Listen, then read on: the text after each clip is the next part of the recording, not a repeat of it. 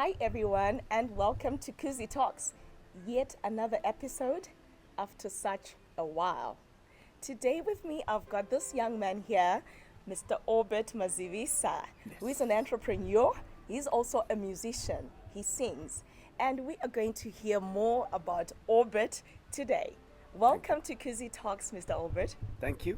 Thank you for having me. It is a pleasure. You're welcome. Hey. All right. So, Mr. Obert, we want to know more about you. Okay. Interesting. Yes, yes. At the age that you're at right now, Yes. we want to know where you come from. Okay. Where are you coming from? And I know you're residing in the UK currently. Yeah. We want to know your background. Right. How did you end up in the UK and where were you coming from? Well, in short, where do I come from? I come from Gokwe. That's rural Gokwe. And that's where I was born. And that's where I grew up until I was maybe 14, 15. Then I found myself in Harare. In Harare, I met people that helped to change my life. Most importantly, I met God. Mm-hmm. And then God used people to help me change my life, give me a bit of confidence in myself that I can be somebody. And then from there, from what I do, I got to be known by a few people, and that's what opened opportunity for me to end up in the UK. All right. Okay. Yeah. All right. So let's go back to the rural Gokwe. Yes. You were born and bred in rural Gokwe. Yes. Right. So tell us more about your family. Were you in town? I mean, were you the more privileged rural Gokwe boy, or what exactly was going on in Gokwe, and how did you end up in Harare? So you see, families are different. Mm-hmm. Especially when we are in rural. When I look at myself, I'll consider myself that we were poor. Mm-hmm. Yeah, I was born in that poor family. But when I really think about it now, and I see other people's lives and I try to reflect, actually we were not as poor as I thought we were. All right. But what my mind was set on being poor because what I needed was not there. So that's set my mind to conclude that I grew up poor because I didn't have what I wanted. For example, I didn't have the shoes that I wanted. Probably had one shoe to go to school, and sometimes I would go to school without shoes. So that then made me define that early bringing up of me as poor. I would go to head cattle in the bushes. Mm-hmm. And that was like from school, you go there, or you go to the field. Mm. Yes. Okay. So that's how we grew up. That was from the whole of primary school I was there. Mm-hmm. And the first year in secondary school, I was in rural Gokwe. All right. So there was never a sign that you would dream of being in Harare. You understand? Mm-hmm. Being in Harare was a dream, was an achievement. You understand? Yeah. So later on, thinking of going to UK, that would be out of the scope of your dreaming, basically. Yeah. Yeah. But it happened that I found myself in Harare, and when I came in Harare, that's when I met God. That is a very important part of my life. Yeah. I met God, and meeting God became very important because it changed my mentality. Mm-hmm. What I was thinking about myself and what I would call my vision of what I want to achieve changed when I met God. I actually began to think that I can be better than. Actually, it's an environment that changed that. Because somebody who is in the rural area, you look at people that are better than you in the rural area, probably teachers, yes, or those business people who have got a shop there. And when you're looking at, these are the people that have made life, that is your springboard. Those are the people that you're looking at. Yes.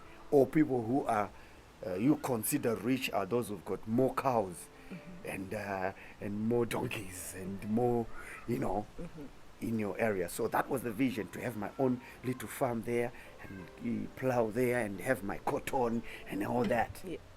But the change of location changed my mentality. Wow. I began to think differently. I began to think I can be more than a teacher. I can actually be more than just a farmer. I can be, because of the change of the location. And also the people that I met, like I said, I met God, and in church, the people encouraging you, you can do better, you can do this, you can do this. Yeah. So that helped me. So it's the exposure that really made you change your mindset. It is important actually to allow yourself to expose yourself to things that are more than what you are. Yeah. Most of the time we are comfortable to remain within our locality or our comfortable areas. But those usually they don't push you to become better. That's why if you're looking for friends, look for friends that are better than you, because their talk is always challenging you to do better. Yeah. So expose yourself to people that are better than you with an intention of learning from them. Yeah. So, did I say something? Hopefully that's something. Of course you did. Of course you did. Okay, trukutaura nemkomana kakura chifudza mombe. Oh, we can speak Shona, can we? Yes, we can. We can mix. So we're comfortable. Cherone Shona, Cherone English. We can mix both languages. Semuna kakura kugokwe. Now wapinda mu the Sunshine City, right? And there's a lot of activity going on, different sectors of business, sectors of, people are making money by literally anything, and that exposure, to be honest, in life, exposure is the most important thing. It is, yeah. And how you handle it. Yes. Yeah. So when you got into Harare, you told me about history kuzogara namfundisa nditi. Yes. Tell us more about that. Why did you end up staying namfundisi, a pastor? And what did that do to you, to your life as a whole? Maybe a little bit of a history before that. My parents had separated. Okay. So I was staying with a stepmother and my father. Oh, right. That's in Gokwe. Which is not a problem. I wouldn't call big problems from that kind of a setup. But I'm mentioning that so that my mother was now in Harare. Okay. And I was staying in rural areas with my father. So when you are there, you always think the people that are in Harare are living a better life. Yes. That's the mentality. So when I finished Form 2, I was then told, no, you have to continue learning there, or you have to go head cattle. Almost like, to me, it was like, so they are saying I can't go to school anymore. Okay. With that mentality, I then disappeared from home, and I found myself in Harare. Were you a street kid? Are you saying you Not became a street kid or something? I didn't become a street kid because I was coming to where my mother was. You came to your mom. So when I came to where my mother was, Yes. my sister had already done the same, actually. She was here already. Okay. So when I came there, my mother had remarried, and they were living in one room. Okay. And from nowhere, this boy comes and is now staying there. It needs So to that be accommodated. Yes. So the living conditions there were not allowing me to sleep in the same room with my mother and the stepfather. My sister was already working for another family.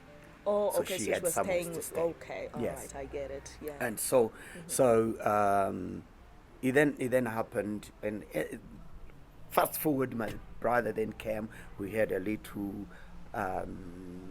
tuck shop,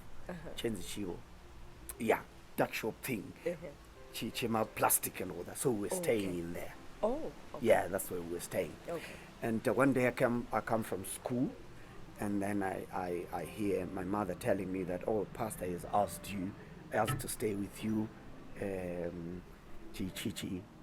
And now I want to point out one thing that is very important. At this point, I come from rural area. I don't have enough clothes. I probably had one pair of clothes that I'll go to school with and then to church with. Okay. So now I'm looking at myself, I'm a nobody. Nobody can think of anything about me. So I was looking down on myself. I never thought anybody would see anything in me. Although in church would dance, would sing, would do stuff. And to hear that a pastor who has got this whole pool, he could stay with anybody really. He could pick anybody who has got value. But he picked me, and I started to stay with him. I would do stuff for him, wash for him, clean for him. To me, it was an elevation in life, because now I can afford to have breakfast, I can have lunch, I can have dinner. You understand? So life is actually changed. Wow. So to me, it helped me to start to feel something that I'm actually somebody. When I'm walking, when he's going to preach, I'm going with him, and I'm introduced, and I'm there, and I'm given seat, and all. People start to look at me like I'm myself, and I'm thinking, you don't know, this is a head boy. This boy, I for the mom, you understand? Yeah. And that's the pastor who then prophesied and said, because of what you're doing for me and helping me and all that, God is going to lift you. God is going to do this for you. You're going to go places. At this time, I didn't know places. I didn't know what places you're talking about. Yeah, but he said that you're going to go places. You're going to sing many places. You're going to sing at different platforms. Wow.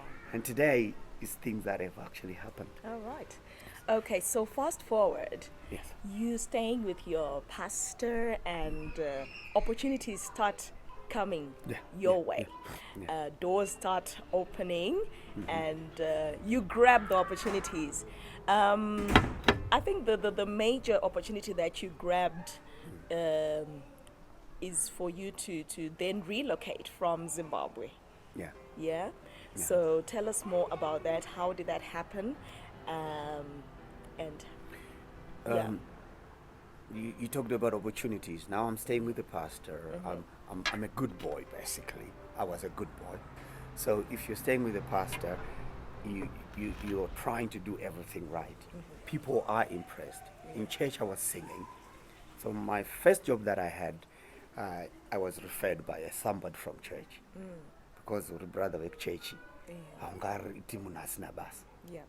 And then I got the job. And when I was at that job, I'll tell you what that job was. I was standing at Kadir and Sons, if you know the shop. It was many years ago, along Charter Street, if it's still there. Okay.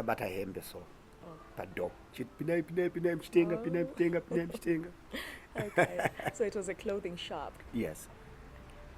So then an elder passed through that place, and he saw me doing that. On Sunday, he asked me, "Was that you doing that?" After the pizza wimba. Okay. And he said, "So you can't do that job." Oh, okay. Yeah, you can't do that job. The following day, I was in his office. I was one of his clerks at his work. Oh, wow. So I'm just showing you Yeah, opportunities in opportunities, church, yes. working in church and doing that. And then in the singing, a pastor sees me singing at Deeper Life, which is the pastor's conference, Okay. and other people. And one of my brothers, cousin brother, was already there going to the church. He said, "Yo, wimbo kunodiwa kunoku because kunokwati nawo anoimba." And that pastor soon sees me. So me leaving Zimbabwe, going to UK, I actually went with the pastor. Oh, wow. And then go to the pastor agenda to sing. To sing. Yes. Nekuti hakuna vanoimba. Kuna vanhu In the UK. asi vanga variko ndakasvika iko ndikawana vanotoimba kudarika inini. It's the grace. You understand? It's the grace of God. You were handpicked. Yeah. Yeah, so that's the hand of God. Unlimited opportunities Yeah, and yeah. all that. I'm here because of singing again. Back to Yes, Zimbabwe, flown yes. places, different countries because of singing as well. All right, so how long have you been in the UK to date? Over 20 years. I've been in the UK since 31 January 2001. Wow. Yes. Yeah, so you are a citizen, right? Now? Yes. Yeah. I know you But are. I'm Zimbabwean, 100%. Obviously. You can't run away from that. Never. You Okay. can take a boy out of Zimbabwe, but you can never take Zimbabwe out Out of him. Yes, that's very true. Yeah, so In the UK, I know you're a member of a well-known a gospel group, Free to Worship. Maybe tell us more. Are you one of the founding members? Yeah. Okay, maybe before I talk about free to worship, I'm also an artist on my own. Yes. And because I'm also a leader in church, I'm also an elder in the church. And so the formation of free to worship, I'm one of the founding members of free to worship. That was 2000. We started 2009. We started 2010. Started planning it, but our first project was 2010. Okay. And I was there right from the beginning until today. I'm still there. And like you, because you mentioned it, one of the reasons why I came here was we were celebrating Baba Guti's life on the 5th of May, the 4th and 5th of May. So that's why we came here free to worship. Some people saw us, and we are happy to be part of that legacy. So you're Forward in Faith Church, right? Ministries. Yes. Zayoja Forward in Faith. You know that O on the Zayoja, that O. It stands for Obert. Really? I love the association.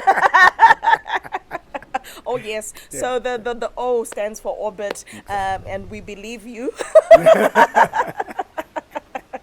Okay, yeah. So as an artist, you're now in the UK. Free to Worship then came, but you had already started singing because you went there because you were asked to sing, right? So did you start recording there in the UK? How did it go? Right. What happened?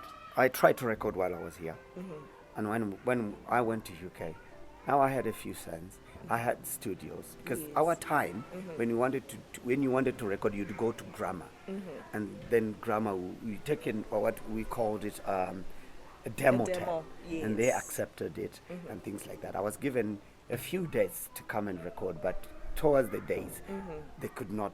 It was cancelled, etc., etc. Oh, okay. Yeah, I don't know why, but when I went to UK, my first album that I recorded, I actually recorded. We found a studio, Music City, and then we went there and we recorded. All right. Yeah, so that was 2002.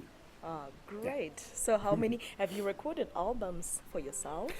Now, I have recorded more of songs that Just are not songs. particularly albums. So they're but like yes, singles. I have albums. Yes. All right. Yeah, I have albums that I've got more songs than I have albums. All right. Yes. Okay. All right. So maybe tell us, you would love to give the audience your social media handles so that people can listen to your music, they can see your work, they can follow you, and yes, fans are out there and we want to know more about you. I don't know if I have fans. You do, I know obviously. I've got friends and family and all that. But everybody that would want to know more about what I do, you just search for Obert Mazivisa. Obert Mazivisa.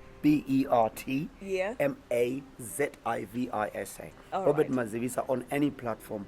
You find me. All right. With that name. Ah, great. I'm on YouTube, iTunes, online. You find my music on there, on Facebook, Instagram, anywhere where there is people, you should be able to find me, unless if it's a new platform that has been created. But as long as there's a platform and there are people, I am there because I've got a mandate to help people come out of that cage and captivity of the mind, to let them know that it doesn't matter where you come from, you can be somebody. You can do it. You can achieve just like everybody. Yes. Yeah. And you can easily, with the support of people, you can easily boost your confidence and become who you are today. It doesn't matter where you're coming from, like you said. You've been a head man, you've stayed in those, you told me about the head boy. A head boy, yes, a head boy. A head boy, yes, because you were still young, right? It doesn't matter where you're coming from, you can still be someone once your mindset is changed and you have a positive kind of thinking, and you can become whoever you want to be. And distance is not a barrier in anything that you want to do. You can always achieve your goals by a positive mindset. So there you have it, Kuzi Talks, today with Mr. Obert Mazivisa. Thank you so much for coming, and all the best in everything that you're planning. Elder Obert Mazivisa, thank you so much for coming. Thank you for having me, and people keep watching, following, subscribing to Kuzi Talks. Yeah, thank you so much for that. All right, so Kuzi Talks, we're out. God bless you. Thank you.